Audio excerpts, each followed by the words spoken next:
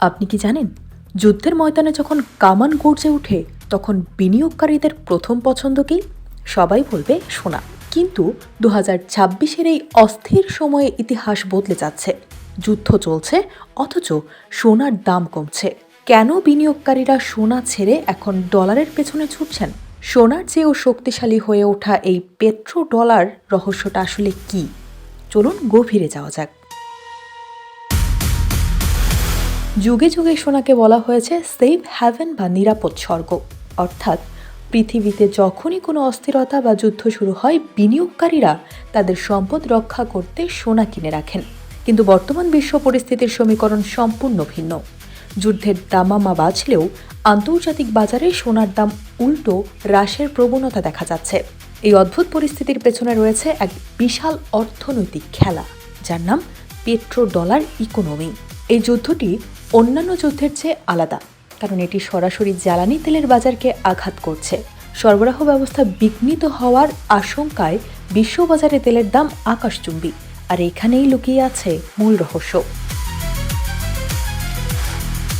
আন্তর্জাতিক বাজারে তেল কিনতে হয় ডলারে, ফলে যখনই তেলের দাম বাড়ে সারা বিশ্বে ডলারের চাহিদাও কয়েক গুণ বেড়ে যায়।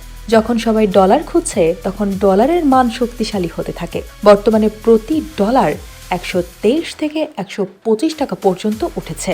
আর এই শক্তিশালী ডলারের চাপে সোনা তার উজ্জ্বলতা হারাচ্ছে। বিনিয়োগকারীরা এখন সোনা বিক্রি করে ডলার পজিশন হোল্ড করছেন। এর পেছনে দুটি বড় কারণ কাজ করছে: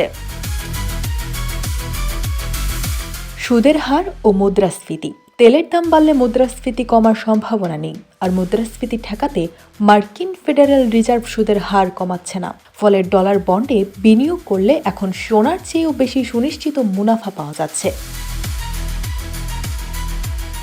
যুক্তরাষ্ট্রের তেল শক্তি। আমেরিকা নিজেই এখন বিশ্বের অন্যতম বড় তেল উৎপাদনকারী।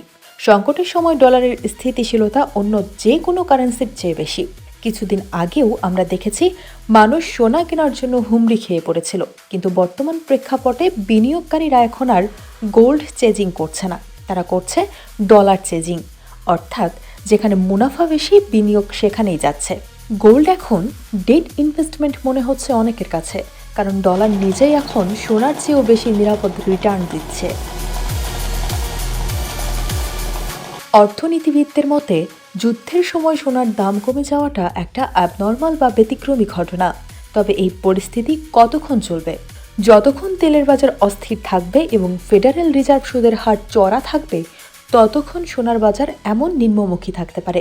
কিন্তু যুদ্ধ যদি নিয়ন্ত্রণের বাইরে চলে যায় এবং দীর্ঘস্থায়ী হয়, সোনা আবারও তার রাজত্ব ফিরে পেতে পারে।